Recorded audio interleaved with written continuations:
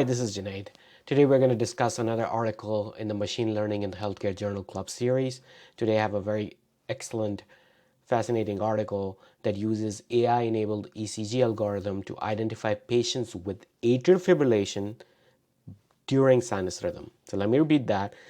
They proposed and actually proved that an AI-enabled ECG algorithm can identify atrial fibrillation with an EKG that is during a sinus rhythm. This was published back in August 1st, 2019. This is a group from Mayo Clinic that did this study. Links will be in the description. The problem, what we face is that AFib is frequently asymptomatic. We require prolonged cardiac monitoring, which is low yield and sometimes costly. There's a continued risk of stroke during monitoring, and repeated clinical trials have actually shown that I cannot start anticoagulation until I diagnose anticoagulation, afibrillation, because we have seen that these patients may actually have a worse outcome given that they will have a higher chance of bleeding. What I need as a stroke physician is better selection criteria of patients who will actually have atrial fibrillation. A, either directly treat them potentially after a clinical trial, or B, be able to at least super select them for closer monitoring for a longer period of time, etc., to make sure that I get the best yield for these patients with embolic strokes category. The way they selected patients are in two categories. Number one, the top line actually presents patients with no atrial fibrillation, period. They have multiple EKGs that were done. And the second line is basically a person who had normal EKG and down the line had an abnormal EKG with atrial fibrillation, and down the line also had a normal sinus rhythm, and down the line normal AFib, normal AFib, etc. So these two categories they were using to record data from. They had normal EKG from all the way from 1993 to 2017, and of course people were classified with AFib that was already done during the studies. They used and trained and validated and tested the data in a regular normal fashion, which we use 70% for training, 10% for validation, and 20% for testing. They tested the model performance using accuracy, sensitivity, specificity, F1 scores, etc. They used 100,000 patients with approximately 1 million EKGs. As I said, 70% were used in the EKG, 70% with training, 10% for validation, and then 20% for testing. Primary outcome was as defined: identify atrial fibrillation during sinus rhythm. Secondary analysis, this was very interesting. Either you have one sinus rhythm ECG per patient, and will it improve the overall area under the curve?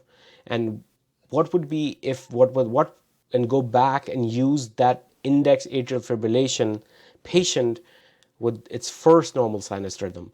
So this way it can train that for sure what was the first normal sinus rhythm and how did it compare to the index AFib. So very interesting secondary analysis was done as well. And as you can see in the main analysis, that I would just use the word accuracy. Area under was 79.4%. So it was able to accurately identify patients by 80% if they're going to develop atrial fibrillation in the future, if they were able to see, according to that AI, the subtle signs in which they can actually identify arrhythmias to be developed in the future. This is groundbreaking, especially as a stroke physician. I'm really looking forward to this particular thing to come back to market, and then we are able to target patients that potentially, once we have enough data to confirm that this is as accurate as they suggest, we should start even doing clinical trials according to this prediction modeling. In the secondary analysis, they actually improved the accuracy from 79% to 83%, also increased the sensitivity and the specificity, again, since they had one AFib and then went back to C, and this way they were able to actually improve the accuracy as well.